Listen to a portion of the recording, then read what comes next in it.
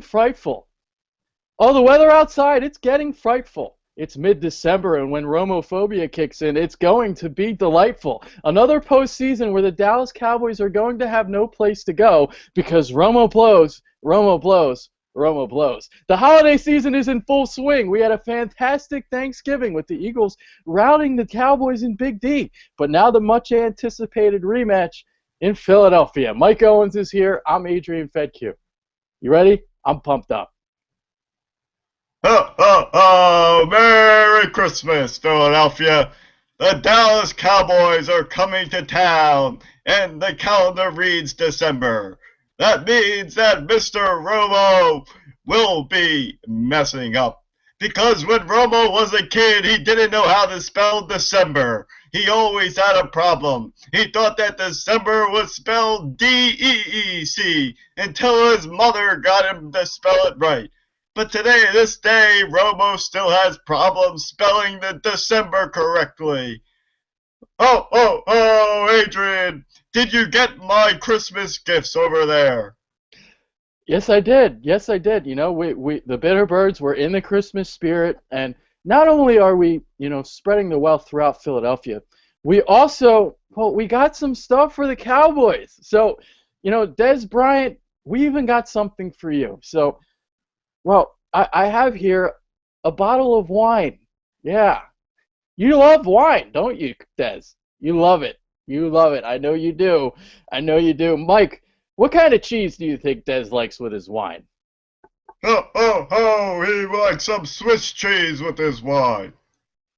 Oh, just like that defense, right? That Swiss cheese defense? That is correct. Just like that defense that we saw on Thanksgiving. All right. And I got something for Romo, too. I know, he's a big golf guy. And I went to Dick's Sporting Goods. I picked up a nice little driver for him because, well, let's face it, the Cowboys, they're not going to make the postseason again. So golf, well, it's going to come early for Romo, and it's something to help him take his mind off, another disappointing season. Yes. Mike Owens has made it back. Santa Claus has headed back to the North Pole. But it's time to get serious about these Cowboys, and you have your driver out, and it's time to send them right back to the golf course where they belong. But, yeah, hey, it is time to get serious now. Back to football. Let's talk about this game. And, I think a lot of Philadelphians are just assuming that, the Cowboys are going to come into Philadelphia and just lay down. You know what? I think this game's going to be a little bit more difficult than people think. Cowboys, they're road warriors this year. They haven't lost on the road yet this season. The Eagles, they just had their 10-game home winning streak snapped last week against Seattle.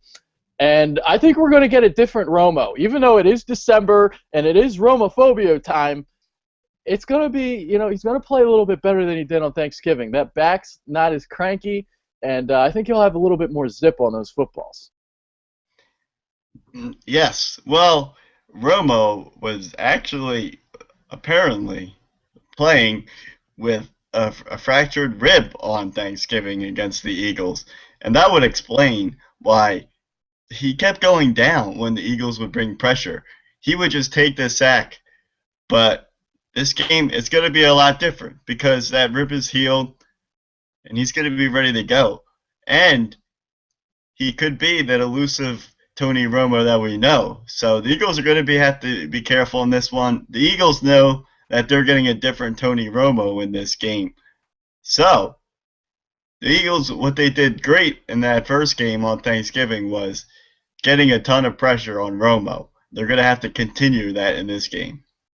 Yeah, they really do. And the other thing about the Thanksgiving game was, Romo was throwing lollipops. He had nothing behind those throws. He looked awful all game. Sanchez really, really outplayed him. He had two interceptions on Thanksgiving. Just looked really, really bad overall. So we're going to get a different Romo, definitely, for sure. And this is where I want to talk about the Eagles quarterback situation. Mark Sanchez. Oh, the inconsistent one.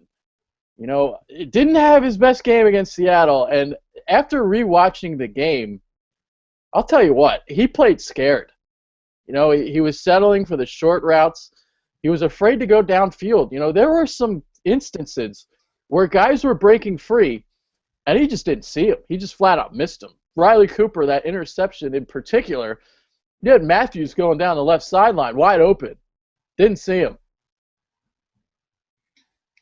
Yeah, it's kind of brings up now the debate again. What happens when Foles gets healthy? You know, do you put Foles back in there? And that's something that we have to talk about because Sanchez has been inconsistent. And this game against Seattle, he went up against the best defense in the NFL, and he failed. He didn't play well at all. So we really have to think about the quarterback situation here going into the playoffs. Assuming that we win the division and make it. So I think that at this point, if Foles is healthy, I think you got to put him in for the playoffs. Yeah, that's really a difficult decision for Chip Kelly right now because we know Foles is going to come back rusty. We this it's just what happens when guys come back from injuries. You're not in football shape, and it takes maybe a game or two to get back into the swing of things. Well, the Eagles really don't have that luxury of waiting. They need him right now. They can't wait 2 games. But I would definitely go back to Foles. I've never liked Marky Mark. He's a capable backup, but he's not a starting quarterback. I know a lot of people were excited about him during the preseason, and he looked great against second stringers. But now he's starting, and he's been inconsistent. He's had some good games. He played okay against Carolina. He had a great game on Thanksgiving against Dallas, but really shitty against Seattle, really bad against Seattle, really bad against Green Bay. And those were the ones that you really needed him to show up for, and he just laid eggs in both of them. So I want to get Foles in there, and this is where I wanted to bring this up because a lot of Foles' struggles earlier this season were definitely attributed to bad offensive line play. Now, I hear on Twitter, I would get replies back and saying, well, Foles was getting a lot of protection in terms of time in the pocket. But my argument back was, well, it's because you're bringing your tight ends in to block to mask the offensive line's deficiencies. So when you're bringing the tight ends in, you have less guys out in the pattern, and that obviously means less options to throw to. And when one of those options is Riley Cooper, you can throw him out the window. So basically, you only have 1 or 2 guys to throw the ball to. And when you have that situation, you're not going to look as good as, say, last year, because last year the protection was phenomenal. Obviously the Eagles have one of the best offensive lines in all of football. So I'm curious to see what your take is on that. No, yeah, I definitely agree with the offensive line thing. I think that Sanchez got thrown into a good situation because he came in when the offensive line was all starting to come back together, and they've started to play pretty well here over the last few games because they're starting to get that chemistry back. Now Foles, when he was in there, he was dealing with a banged up offensive line the entire time, so he really didn't have the opportunity to play with pretty much the entire starting offensive line. So it's definitely an interesting point that we're talking about here. If the Eagles would bring Foles back to start, and the way that Sanchez is playing against good teams, I think that you have to bring Foles back. Sanchez has obviously proved that he can be a capable backup against bad teams, but he's not a starting quarterback when you throw him out there against good teams. Now, I feel like we're in the minority in this situation. Maybe we're not. Maybe we are. I don't know. But it seems like a lot of the experts are already assuming that Sanchez is going to be the guy going into the postseason. Maybe that's the case, maybe not. And I think a lot of it also depends on what happens in the next few weeks. If the Eagles can, say, lock up, if they do, say, lock up a number 2 seed by the time Week 17 rolls around, or maybe they're out of the running for a number 2 seed. So that last Giants game, if it means nothing, you can definitely bring Foles back to see what you have. Now, the other thing I was thinking of, say they want to keep Sanchez in there because they want to win games right now. You could even say, say the Cowboys, say the Eagles go up big next week at halftime. Say they go up like 24-7 on the Redskins. You play Foles in the second half. At least that's what I would think. That's if Foles is ready, of course. So, it's a tough situation, man. It really is, because, man, I don't want to be Chip right now when it comes to that. Nah, he's really got a hell of a decision to make when it gets to that point.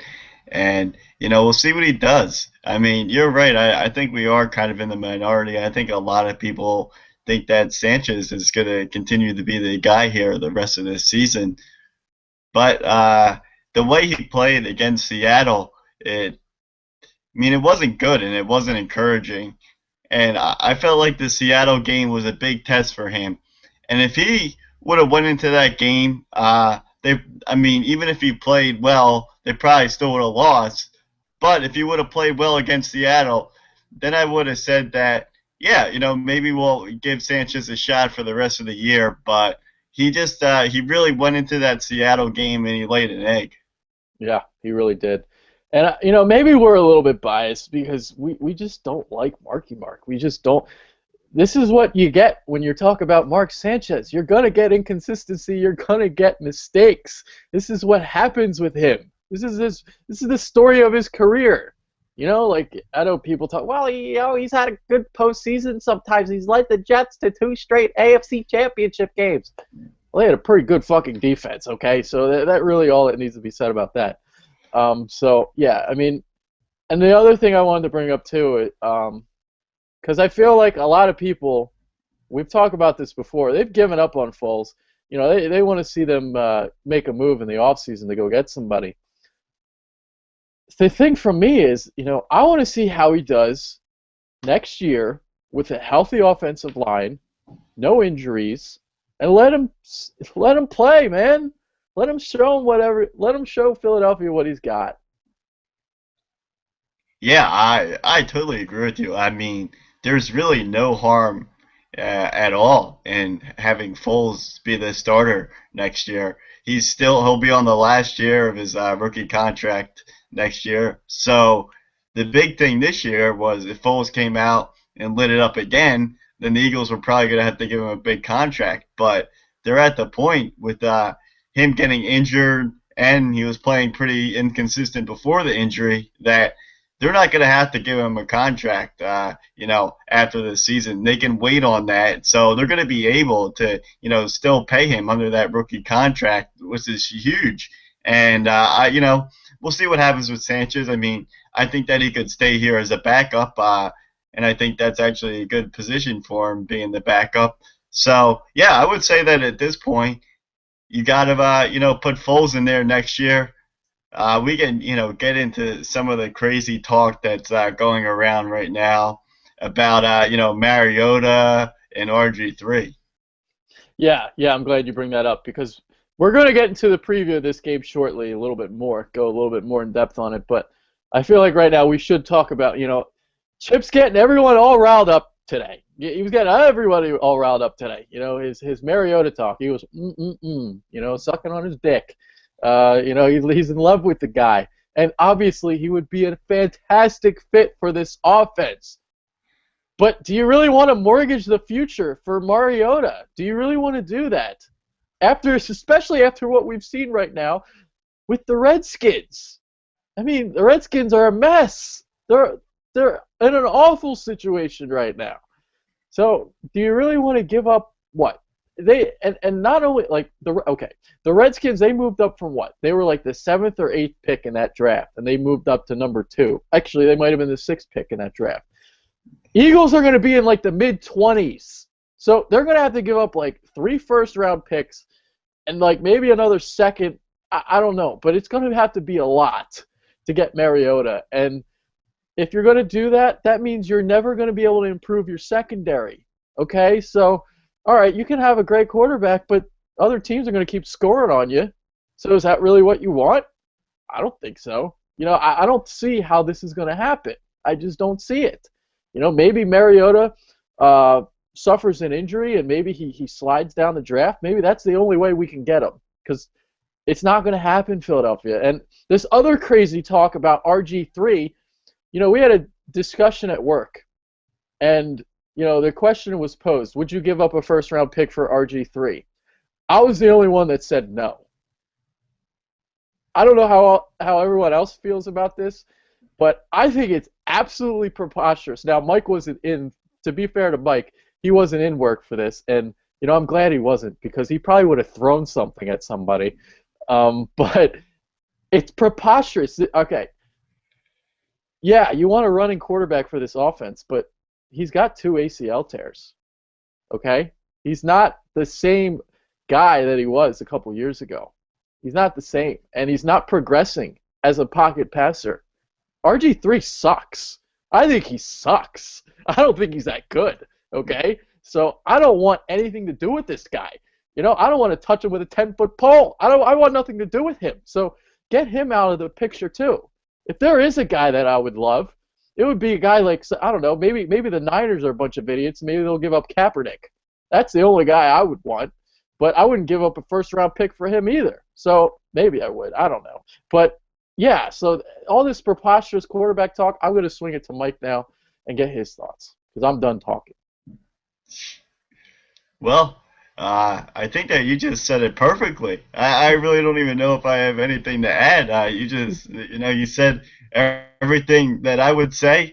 Yeah, the only guy out there that I would maybe go after is Kaepernick if the 49ers would get rid of him. But, yeah, we're not going to get Mariota. It's just not possible. We can dream about it all we want, but it's not going to happen. We have to give up way too much, and we have too many holes to fill in our secondary before we can even think about that. And we don't know what we have in Foles yet because I mean he had a great year last year. I mean an outstanding year, and then he kind of gets hurt this year. Has a banged up offensive line. You can say it's a sophomore slump. So with Foles, really, I think that next year is really the year that we can tell if he's the man or not the man. And honestly, just to go back to RG3 real quick, because Skip Bayless, you Cowboys homer, you're the biggest idiot of them all. I would take RG3 over Andrew Luck any day of the week. You fucking moron. Jesus. Yeah, I can't stand Skip Bayless. He's always making, outrageous comments just to, get people fired up. But yeah, RG3 is just he's damaged goods at this point. And, not only is he coming off injuries, the guy is also a head case. Who knows what's going through his mind, but yeah, he's not a guy that we want on this team. Yeah, head case. Yeah, you bring up a good point there. This was a guy that, I thought had a lot of character in college. I thought he was a character guy. I thought he, had some of those qualities. But, it seems like once he got to the NFL, something about him changed. Maybe it was the losing. I don't know. But he's not the same guy that he was in college. He's like an asshole now. He was throwing guys under the bus this year, twisting the knife in their backs. This isn't the guy you want on your team. No, not at all. Oh, wait, hold on a second. I hear something. It's coming from outside. Oh, it's the damn cockroaches again. They're back. Oh, Can you believe it? I thought that we put them out a few weeks ago on Thanksgiving, but then all of a sudden they got a little bit excited because, they beat a bad Bears team. Well, let's say they annihilated a bad Bears team in Chicago where the fans decided not even to show up for the game. So all of a sudden the cockroaches decided to crawl up from underneath the ground again and start making some noise. So, it's time to get serious. And we really got to talk about this game and how we're going to put those cockroaches back into the ground. Yeah, and obviously this is the year where Jason Garrett, well, the light bulb finally turned on in his head. Giving DeMarco Murray plenty of carries, all that. Murray has rushed for over 100 yards in every game but two. And one of those two games was against the Philadelphia Eagles. The Eagles themselves, they've only allowed one 100-yard rusher this season. So obviously, the Eagles are stopping the run. They did a great job against Marshawn Lynch last week. So basically, where I'm going with this is going to have to be that game where Garrett goes back to his old mindset. I think they got to throw the ball a lot to have success in this game. Yeah, and the one guy that they could go to a lot is Jason Witten. Now, Witten was frustrated on Thanksgiving because the Eagles did a nice job of shutting him down, and also Romo is not getting him the football.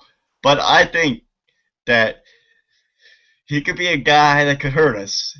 We talked about this in the preview show for the Thanksgiving game, that he was the guy that we were worried about because he always has great games against the Eagles. So he's a guy that we got to watch out for. Yeah, and obviously I think Bryant's going to have a little bit better of a game than he did on Thanksgiving. Four catches for, I think it was 4 for 73 yards or something, and some of those receptions came in garbage time when the game was already decided. So I can't believe I'm saying this, but Kerry Williams, Bradley Fletcher, they did a fantastic job on him on Turkey Day. But this is a different game, another day, so they're going to have to do it again. And honestly, I see Bryant going off. Obviously he post game he called the Eagles kind of cheap. Called them kind of cheap. Well, let's show him how cheap we really are, okay? Knock his ass out. That guy needs to shut his mouth. I understand that he was too busy crying on the sidelines to see the cheap shot by Dwayne Harris, but whatever. I'll let him pass. Yeah, well, the big thing with Des Bryant is getting into his head. So the Eagles did a great job of getting into his head and really the rest of that Cowboys offense on Thanksgiving. And I really feel like that's going to have to, happen again here coming up on Sunday night. The Eagles defense is going to have to get pressure on Romo. They're going to have to do a good job of shutting down Des Bryant. And if they can get into Des Bryant's head, he'll go off and he'll start crying like he did on Thanksgiving. And obviously, when you have an angry Des Bryant, that is not good for the team. The guy, when he is angry, he really he acts like an idiot on the sidelines. And it's awesome. I laugh my ass off when I see Cryant crying. God damn it, I've been calling him by his wrong name the whole time. It's Des Cryant. I've been calling him Bryant. Maybe it's because I'm in the giving spirit and the giving mood. I'm giving him his name back. But yeah, I mean, all he does is cry. That's why I gave him a nice little bottle of wine for Christmas.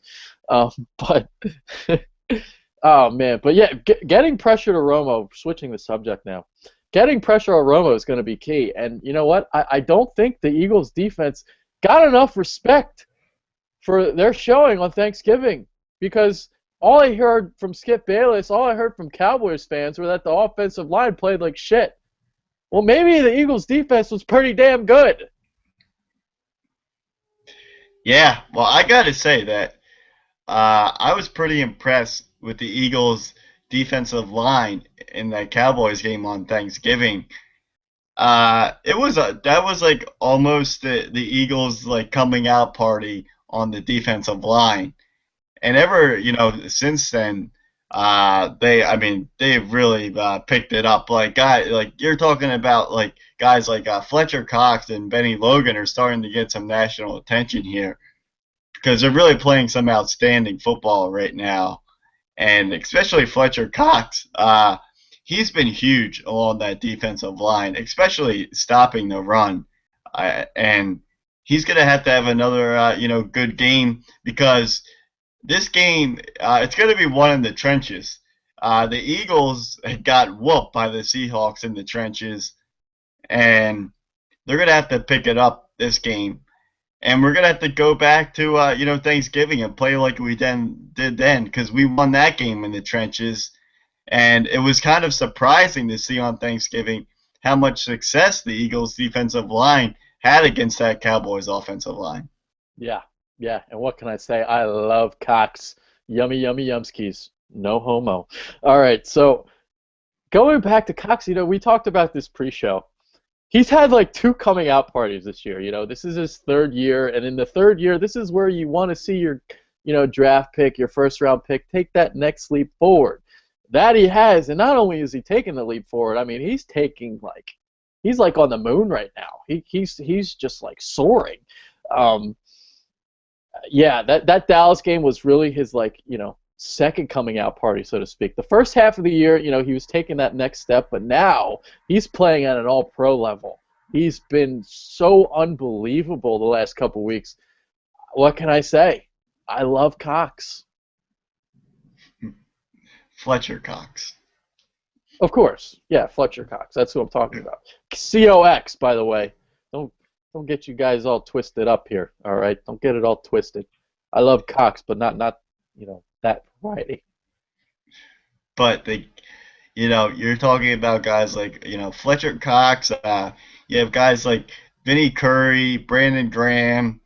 Different guys that are creating pressure on the quarterback. And now that is kind of allowing a guy like Barwin to get all the sacks that he Yeah. is getting, because now Barwin's the type of guy that'll he'll rush off the edge, or he'll play a spy on the quarterbacks, and he's kind of been a beneficiary of all the great play of the defensive line and the front seven. So even Barwin will say this, but he really gives a lot of credit to the rest of the guys around him along that defensive line and the rest of his linebackers, because they're really doing a nice job.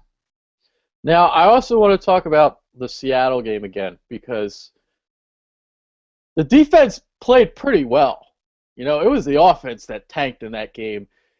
Don't you guys, say that the defense played bad, because they didn't. They looked really good. I thought they played well against Seattle. Yeah, sure, they gave up 440 yards, but they were on the field for 43 minutes. I mean, what do you expect?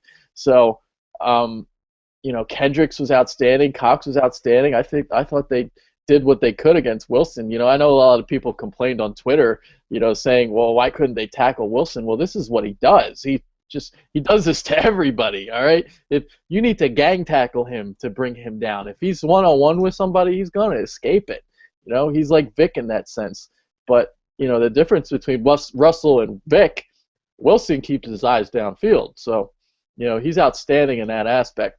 Yeah, I mean, don't look at the yardage, guys. The defense, they kept the Eagles in the game, especially in the first half. There were times where the Seahawks, they drive into Eagles territory, and the Eagles would keep them out of field goal range. So, Kendricks made that one huge sack on third down. They were like at the 30 or something, and it took them out of field goal range. So, yeah, Eagles defense played well, guys. Yeah, he even had that one play towards the end of the game where Malcolm Jenkins dropped the interception that he could have had. Yeah. Could have ran it back for a touchdown if he would have caught it, and really would have changed the whole complexion of the game. Might have even got the Eagles right back into the game. But that just is kind of one example of how well that Eagles defense played. Now you look, the Eagles, they're averaging about 30 points for the season on offense. If they would have put up 30 points on offense in that game, they would have won. So that was just really a meltdown by the offense. Usually it's our offense that is wearing down opposing defenses, but in this case, it was the Seahawks offense that was wearing down our defense, because our defense was just on the field way too long.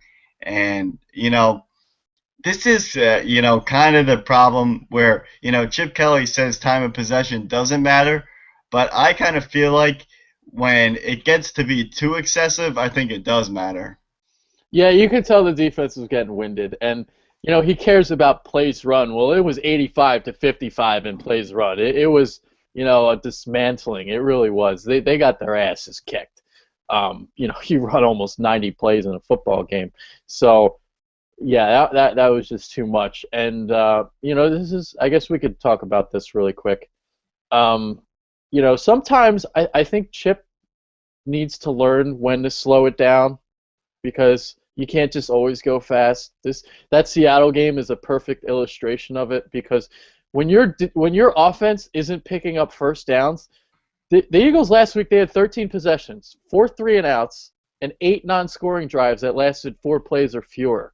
All right, so you're going fast and you're not moving the chains. So your offense is on the field for like a minute, and then you're giving the ball right back, and the defense is back on the field. And the fact that they only gave up 24 points to me is phenomenal because they were gassed in the second half. You could tell, and they still were stingy and didn't really give up a lot. So credit to the defense, man. Hats off to them. Yeah, you bring up a very interesting point, and I kind of feel like this is like one of the most frustrating parts about Chip Kelly. Now we both love Chip Kelly, but he's not perfect, and I kind of feel like when they come into a game like this against Seattle, I mean, they can run that up tempo sometimes, but I almost feel like, for most of the game, they've got to slow it down. They've almost got to play like a normal offense because, what I feared would happen happened. They got into this game where their offense was stalling, and you're off the field within 30 seconds. It happened from the start of the game. Yeah. The Eagles get the ball in offense. You go 3-and-out.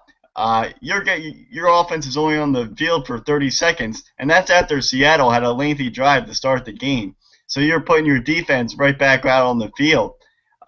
So yeah, I feel like that Chip Kelly, he's got to change up his game plan sometimes with the fast tempo offense. Yeah, completely agree with that. Completely agree. All right, moving on to I want to talk about our secondary a little bit because it's clear that, well, at least to me, I'm curious what your thoughts are on this, but because this might actually shock you, maybe not. I think Kerry Williams has actually played pretty well the last month. He's been putting on his suntan lotion. He's not getting burned as much.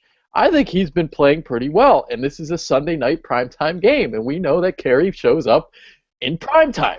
The problem is Bradley Fletcher still sucks. So, um, so last week, obviously you had that. Well, I guess we could talk about this now too. How bad the refs were. Yeah, of course, the Eagles, only 4 penalties were called on them, but it's what the refs didn't call that I had a problem with. Fletcher got called for that PI, and that was actually one of those instances where he actually turned around for the ball. He located it, and I didn't have a problem with the call. If you contact somebody, it's pass interference, especially nowadays with how strict they are with the rules. But the Seahawks on the other end, they were raping us, they were assaulting us, and flags weren't thrown. So that's the part that pissed me off. But Fletcher, he's been bad, but Kerry Williams hasn't been so bad. So off to you, your thoughts. Yes. Well, obviously, Kerry Williams, early on in the year, he was forgetting to put suntan lotion on those hard to get places. He was forgetting to put it, on his back. He would just forget about his back. So then his back would get burned. He would forget to put suntan lotion in between his toes. So he would get burned there. But now he's figured it out.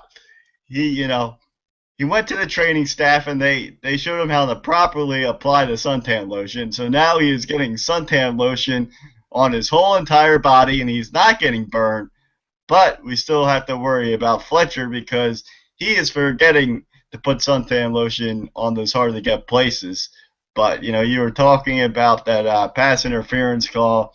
It was a tough one, and I totally agree with you that the most frustrating part was that Seattle was not getting called for the penalties that we were getting called for, and but I mean that's a different discussion for a different day because the league says they wanted to cut back on all these penalties for illegal contact, hands to the face, and defensive pass interference. Well, Seattle plays a brand of football and defense where they're very physical.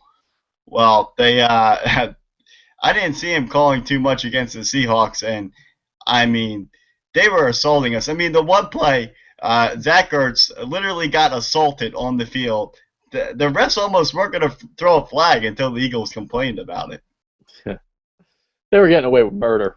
You know that new show on ABC, Yeah, How to Get Away with Murder. Well, just turn on the Seattle Seahawks secondary and just watch, because that's how you get away with murder. All right, so yeah, yeah, just joking around. But hey, as bad as the refs were, it didn't decide the outcome of the game, because the Eagles, they didn't deserve to win, and we know that. 24 to 14 could have easily been 41 to 14 if it wasn't for the defense. So, yeah, so can't really blame the refs too much, but it did piss us off. That's for sure. yeah, definitely did a good job of doing that.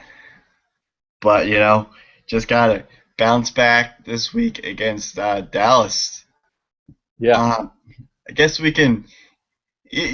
We've kind of talked about the game, talked about what happened on Thanksgiving, and I guess we can just like briefly go over like what we think our three keys to the game here are. I think that the main thing is they got to get LaShawn McCoy going. Other thing is that they can turn the ball over, so that really applies to Sanchez. He's got to play a clean game, and I think the third key is getting pressure on Romo and making sure or limiting the times that he can escape from the pocket. all right, well, I don't even have to say my three keys because you just said them. But but there is something we haven't talked about yet, and that's LaShawn McCoy. We've gone, what, 45 minutes without talking about him? That's outrageous. So we'll talk about him now. And the thing that I saw them do against Dallas, and they've been doing this, a lot of this the past month or so, running a lot of misdirection plays for McCoy. Obviously you're still getting the inside zone plays. You're still having the sweeps on the boundary, but a lot of misdirection, and that was working very, very well against Dallas on Thanksgiving. Dallas is a defense that's very, very aggressive, and I think they're really missing Justin Durant at linebacker. Teams are running the ball a lot better against them now. So I think McCoy, I see him having another game like he did on Thanksgiving, and I think that's how the Eagles are going to win the game. Now, are they going to do the same thing with Sanchez, have him throw the ball a lot early and then just go to the run late? We'll see. Obviously a lot of it depends on how fast the Eagles get off, to a fast start again, to see if they can do that. Because if you get off to a fast start, that's when you run the ball. That's the old Bill Parcells philosophy. So, we'll see what happens. But I see McCoy having another big game. I see him going for like a $150 again at least, and a lot of misdirections again. And once again, we're going to see some undisciplined linebacker play from the Cowboys. Now, Rolando McClain's been good, but other than that, I can see the Eagles having another big day on the ground. Yeah, no, I agree with you. I think that it's going to be key for McCoy to get going in this one. Eagles really didn't establish a running game against the Seahawks at all. That was one of their big downfalls on offense. They got into a situation there in the second half where they're down by like 10 points for most of the half, and they were stuck in a situation where the Seahawks knew they were throwing the ball. So that's very unlike the game that the Eagles had against the Cowboys, where the Eagles got off to a very fast start and they were in control for the entire game, and Eagles were able to control the ground game then. So everything with Chip Kelly starts with the running game. So they've got to establish McCoy early on in this one, and if they can do that, it'll really open things up for Sanchez. Yeah, yeah. Let's see a couple more X's from McCoy. That's right. That was great when he did that in the first game. Yeah, really the biggest thing is that running game because you could see that Sanchez was not comfortable in the Seahawks game, and when he's uncomfortable, that's when he makes mistakes. So the key is you got to get Sanchez comfortable, and to do that, you get McCoy going on the ground. Exactly. There you go. All right. So prediction time. We'll make our picks for the game. I see an Eagles victory here. I think it'll be, I don't know, maybe it'll be closer than people think. I like it's to me at least, it seems like a lot of people are like already giving the Eagles a victory here. And honestly, even if they lose this game, which is almost funny for me saying, like, I still think they win the NFC East because I don't see the Cowboys beating the Colts next week. But I think the Eagles will win this game. It's going to be a good game. I think a lot of points are going to be scored again. But the Cowboys will be obviously a lot more in it than they were in Big D. I got like a 34-27 victory. Yeah, you pretty much read my mind. I was thinking of a score. I was going to go 34-24, so that's what I'm going to go with.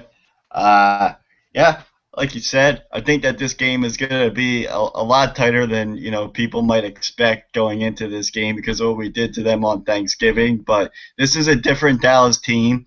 Obviously they have the same on the line going into this game that we do, so they're going to be fired up. They want revenge for Thanksgiving. It actually could be a game that we're trailing at the half, so don't be surprised if that happens. But I think that the Eagles eventually will get it together and they'll start to pull away as the game goes along. But yeah, we should be getting the victory in this game. And if we do that, then we essentially will, lock up the title for the NFC East. There you go. There you go. All right. So made the picks for that game. Now it's time to make picks for the other games.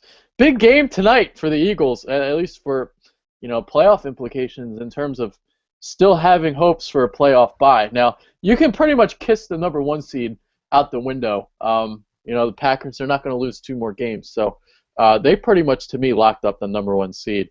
But the number two seed is still up for grabs, and obviously the NFC West, the winner between Arizona or Seattle is also in contention for the number two seed.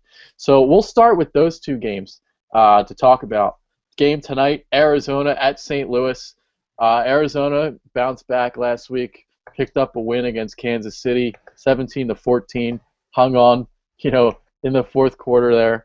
So they won again.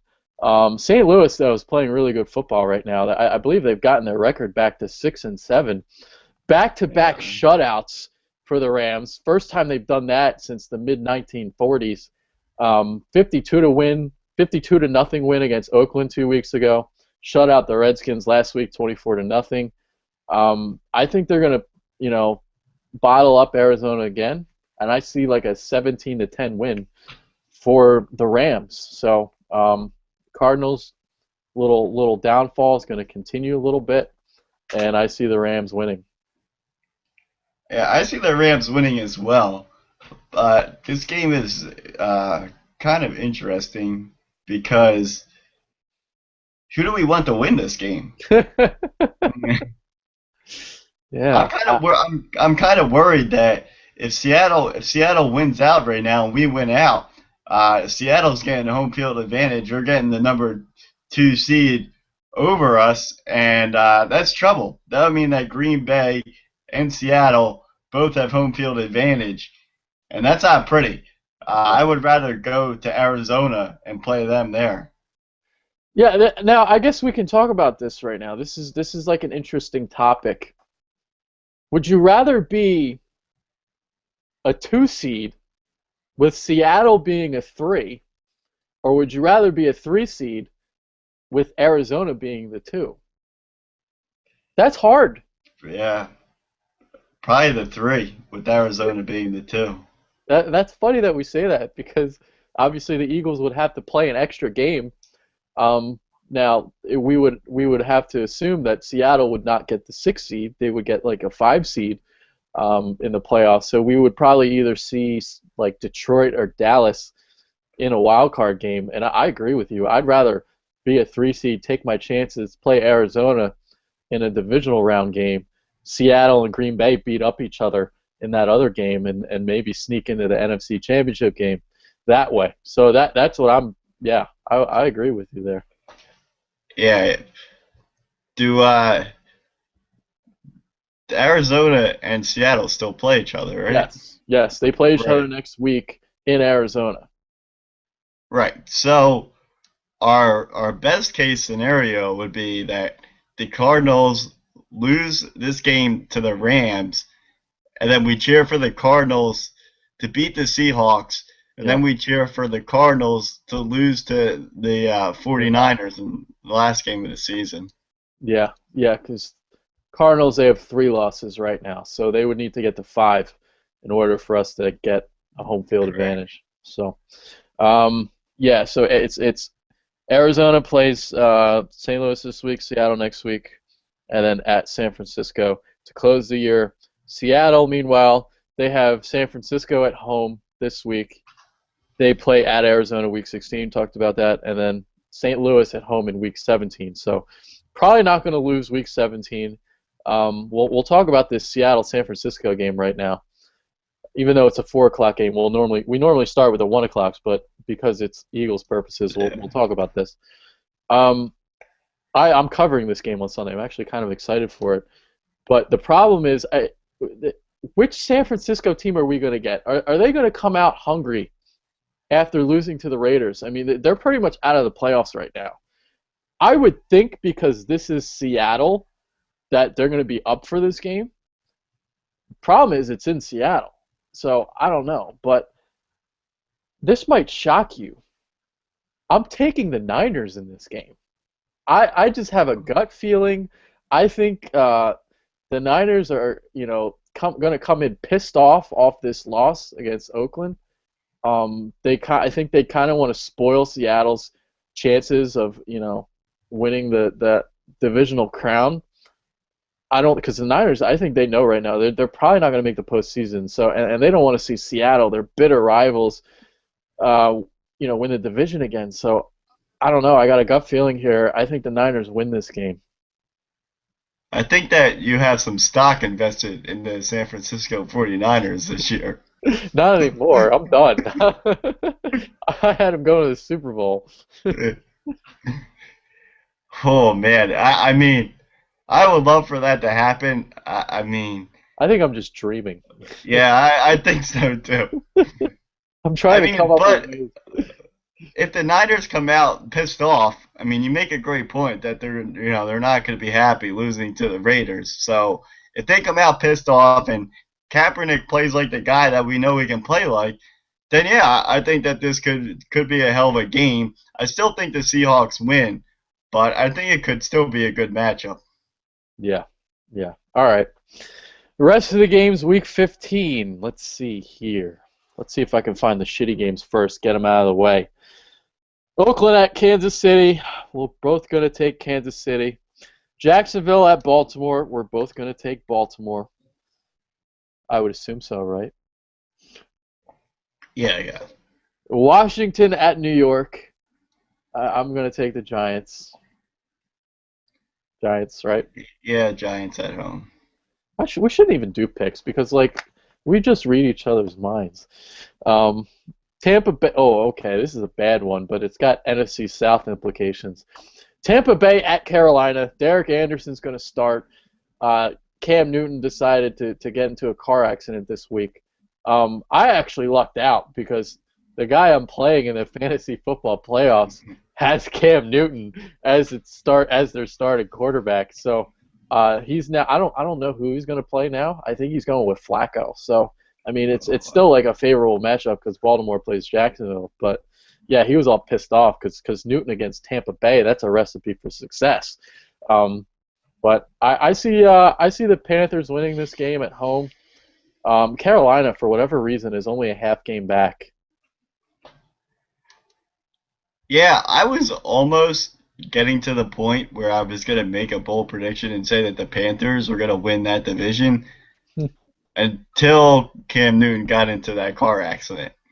And then it changed things.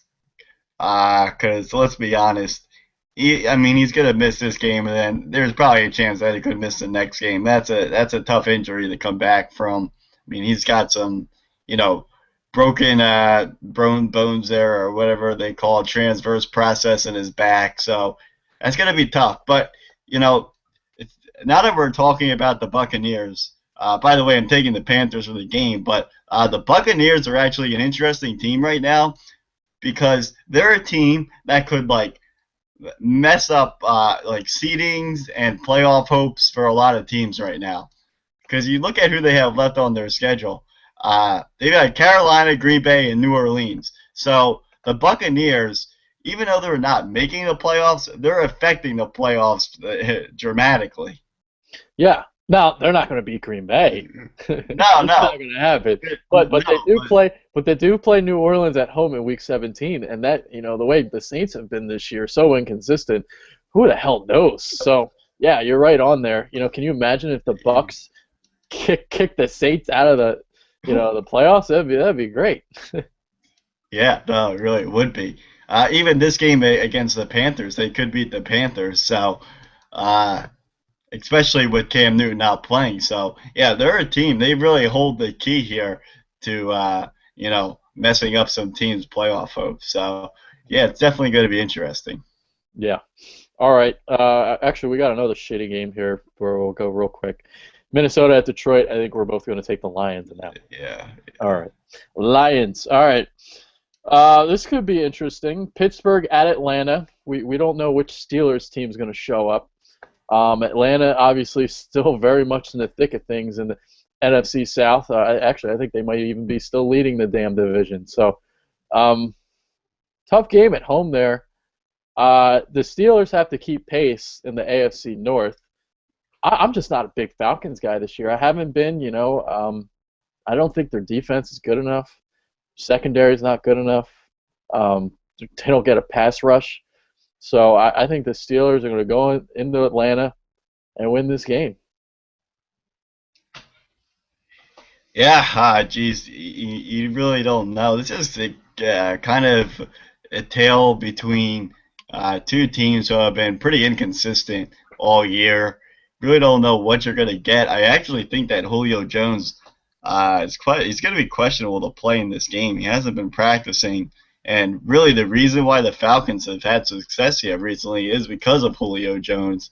So with him banged up a little bit, I mean, obviously, even though this is a big game for the Falcons and they're going for trying to get a division title, I mean, it's a really bad division, and the Steelers need this one more in a very competitive division. So I'm going to go with the Steelers.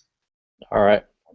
Miami at New England. AFC East implications. Miami has to win to keep pace in the AFC playoff picture.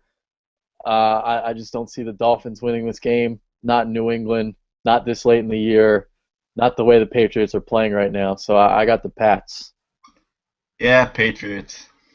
All right. So once again, we're going through games and not disagreeing with anything. This is not good. This is not good.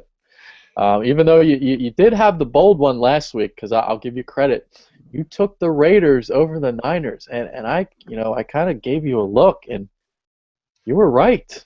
So Yeah, yeah, that was great. just Well, to give you a nice thumbs up for that one. well, thank you. You were making fun of the black hole, and I had to support the black hole. I forget what you said, but you said something disrespectful. And, well, they were not happy, and uh, I mean, that's the funny. Raiders beat them. So I'm just waiting to see, what game it's going to be this week. All right, Houston at Indianapolis. I got the Colts in this one. I don't see the Texans Yeah, going in there and beating them. yeah. No, the Colts. I can't believe we haven't talked about the big game yet. Green Bay at Buffalo. Oh, I was saving the best 1 o'clock game for last. Okay, okay. That's the game right now we're going to talk about. And you know what? I am dreaming today because you know what? I'm taking the Bills. Circle the bandwagons. I'm taking them. And I actually have a little bit, some evidence that Green Bay does struggle on the road a little bit. Obviously at Lambeau Field, they're fantastic. They don't lose. But on the road, they've had some shaky performances. They almost lost to Minnesota the other week. They had to pull one out of their ass to beat Miami. Aaron Rodgers had to toss a touchdown late.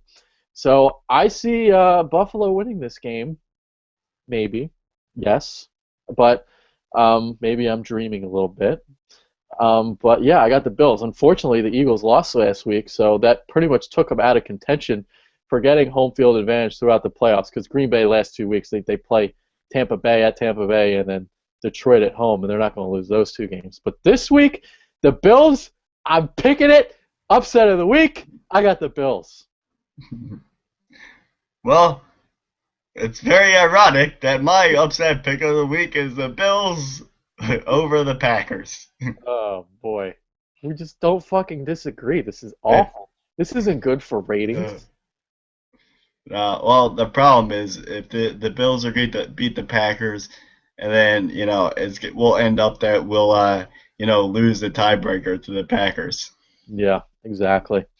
All right. I, Yep. Go ahead. it's going to be everything that we wanted the Packers to lose to the Bills, but we're the idiots that decided to lose to the Seahawks, so it throws the whole thing out the window. Yep.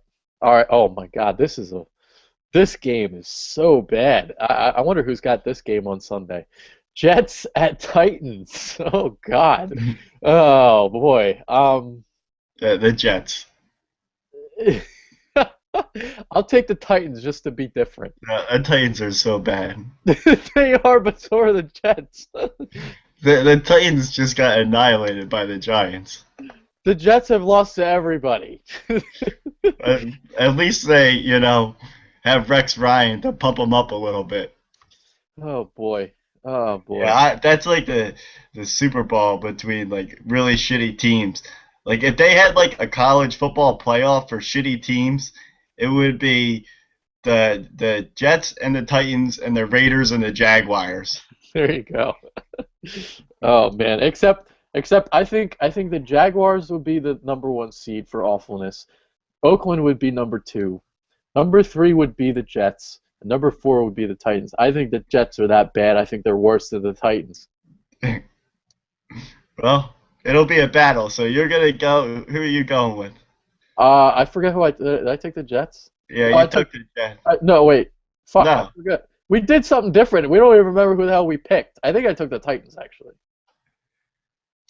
someone will win the game. Yeah. Yeah. No, actually maybe not. Maybe it'll end in a tie. Yeah, that should end in a tie. A 0-0 tie. Nobody scores. No. Did we talk? I think we did. We forget about Johnny Football. Yes, we did. Wow, how could we forget about? See, this is what happens when you don't go in order of the schedule here. I was trying to get the shitty games out of the way, but yeah, we forgot about Johnny Football. And guess what? I think he can fucking hit him. I think he can fucking hit him. So, you know what? Cincinnati going into the dog pound. I'm a Johnny Football lover. I love the antics from him. And now I wouldn't want him on my team, but I love seeing him because he's entertaining, and I love it when he puts up the money sign. I don't like it when he does it when they're down 14 points, but I like to see it, and I'm going to be rooting for Johnny Football. So let's go, freaking Browns! I got the Browns in this one, beating the Bengals at home. Tell you what, uh, talk about ratings. I think that the NFL, talked to Pettin this week and said, look, please put Johnny Football in. It could really increase our ratings and we can make some more money off of this. So, yeah, the NFL got what they want. Johnny Football, not only is he starting, I mean, he's starting a very critical game. So I'm interested to see what happens. I'm actually going to take the Browns as well. They're home in this one, and I think they'll be able to pull it out. So, yeah, the Bengals, they didn't look good last week against the Steelers. So, yeah, I like Johnny Football in this one. All right, we agree again. Denver at San Diego. Maybe this is one where we That could be. differentiate. You know what? San Diego, they need this game. They need to win. They've got, let's see, they got at San Francisco next week. They play at Kansas City week 17. So it's a brutal stretch for them to close out the season. Chargers, they need this game. Coming off the Patriots loss, Denver, this is the kind of team that, Denver kind of struggles against. Chargers like to play keep away. That's the recipe to beat the Broncos. They're going to keep the ball away from Peyton Manning. I like San Diego. Give me the Bolts. Wow, how about that? Yeah. I was debating on this game. I think I actually covered their first matchup this year when they played each other. You did, because I remember you Mm, talking about it. yeah, yeah, the Broncos looked good in that one, but then again, that was in Denver. Yeah, I think I'm gonna go with the Chargers too. Yeah. Yeah, going with the Chargers. We just can't. We just can't keep each other apart. We just can't. Oh man. All right. No one can sever us apart, Mike. Oh, maybe New Orleans and Chicago.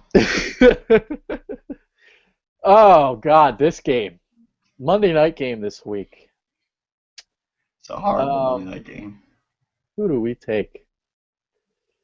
I just think Uh, Chicago's just like kind of given up, and I'm going to take the yeah, Saints. yeah. After watching the Bears, play the Cowboys last week, I've come to the conclusion that the Bears don't even want to play football anymore this season, and the Saints have a lot to play for. So, yeah, the Saints win. I was very disappointed with the Bears last week. I thought that they would at least show up and give somewhat of a fight, but as soon as Brandon Marshall went down with that injury, they kind of just threw in the towel. Yeah, yeah, they really did. It's unfortunate because I got all pumped up for the Thursday night game. I thought Romophobia would start kicking in immediately, but unfortunately, well, Cutler has a phobia as well. So it was the battle of the phobias, and well, Romo's he wasn't as scared. So the Cowboys won that one. Yeah, no, you're exactly right. Yeah, horrible. Bears look horrible right now. So, unfortunately for us, Cowboys beat up on them pretty good. So, Yeah, yes, they did. Yes, they did. All right. So those are all of our picks this week. We've covered the game. We've covered everything. I can't really think of what else to talk about. So either final thoughts time or another topic that you can think of. I think it's final thoughts time. I think we've pretty much covered everything here. All right. So final thoughts time. You're on the soapbox, Mike.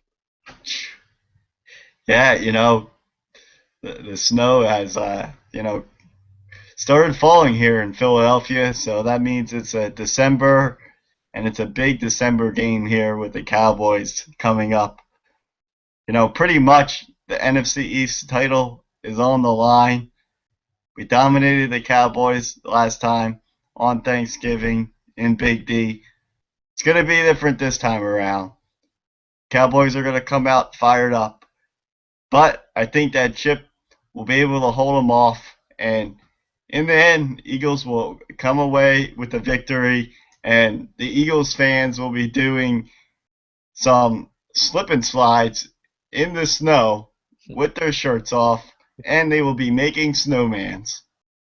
All right. Actually, there is something else. Usually we're a football show, but as you can see, I like the Phillies too. So this is where I wanted to take the time to thank Jimmy Rollins for all the memories in Philadelphia. Um, we're the team to beat. I'll always remember that. Obviously, won the MVP in 2007. Great memories for him in Philadelphia. All-time leader in hits, and he's gone now. It's sad to see him go, but it's something that the Phillies they have to do. Now the problem is I just have no faith in Ruben Amaro because, well, it's not Ruben Amaro. His name is Ruin Tomorrow Jr. And I'm scared of the prospect of what's going to happen with these trades because is he actually going to get anything back in return? Now I haven't done my Phillies news today, so I haven't looked up who they possibly could have gotten in return for him. The reports were conflicting yesterday, so we really don't know who they got. But yeah, I just wanted to take the time to thank J. Roll for all the memories. Yeah, it's definitely sad to see Rollins go, but at the same time, it's a happy day because we knew that we needed to do this. Started to get rid of our core guys if we wanted to move on. And Ruben Amaro is probably like that guy at the winter meetings. He's that nerd, the guy with the glasses. Everybody else is, in a group conversation, and he walks up, and they're like, "Oh shit, here comes Ruben Amaro, not this guy again." And he's like a little weasel trying to work his way in and make a deal, but no one wants to make a deal with the guy because he's a loser. So it's a shame that we've got this damn guy as our general manager. But, oh, jeez. Let's hope that something good happens with him. I doubt it. But, yeah, it's sad to see Jimmy go. But, hey, it's time to move on. Yeah, going back to some Ruin Tomorrow Jr. At least he's got Pat Gillick in his ear now, so he's really the one pulling the strings here. At least I would think so. Yeah. Oh God, Amaro, so bad. I'm like scared what's going to happen now. Because he signed Ryan Howard to this lucrative contract, you can't even you can't even trade Howard for a bag of baseballs. You can't even trade him for a Pizza Hut pizza. So I don't know, because I sure as hell wouldn't give up one of those pan pizzas for him. I love me some Pizza Hut pizza. The guy though that I'm really gonna cry if he goes is Chase Utley, and if that happens, I may have to curl up into a little ball and just cry in the corner because I don't want to see him go. But it's necessary at this point though. Yeah, no, you're exactly right. I agree with you. All right, so yeah, those are quick little Phillies thoughts. There you go. So sad to see those guys go. Well, Utley hasn't happened yet, but you know things are going to happen. I expect because Lester signed with the Cubs, I can see now maybe Hamill's going to Boston, and that's another thing to look out for. So should be an interesting next couple of weeks. See what happens. Just hopefully Amaro doesn't fuck it up. Screw ourselves, screw the team. So we'll see what happens. But just wanted to get my thoughts out there on J-Roll. You had your final thoughts. We've done a great show today. We were nice enough to provide Romo and Bryant with some gifts today. So I think that's about it for this show. So with that being said, that's Mike Owens. I'm Adrian Fedke. We're out of here. Go Birds. Let's hope we get what we want for Christmas this year, because Santa's never been good to me. I keep asking for a goddamn Super Bowl and it never happens. So we'll see if it happens this year. Probably not. But yeah, Mike, what do you have to say to that? We can always dream. Yeah, we can always dream. Whenever I sit on Santa's lap, I tickle his little beard, but it never works. I send him cookies. I send him, this year I'm going to send him cookies with peanut butter chunks in them, but it's just not going to work. The Eagles are just not going to win the Super Bowl. So maybe I'm just not a good boy. I don't know. I thought this year, maybe it'd work out. I've been a better boy this year. I've gone to church. I've helped around the house. I've helped old people. So maybe this year, but probably not. Probably gonna have to wait another year, just like we've been doing our whole lives. Yeah. Yeah, fuck you, Santa. All right, with that being said, we're actually out of here now. That's Mike. I'm Adrian. Take care. Go Birds, baby. Say.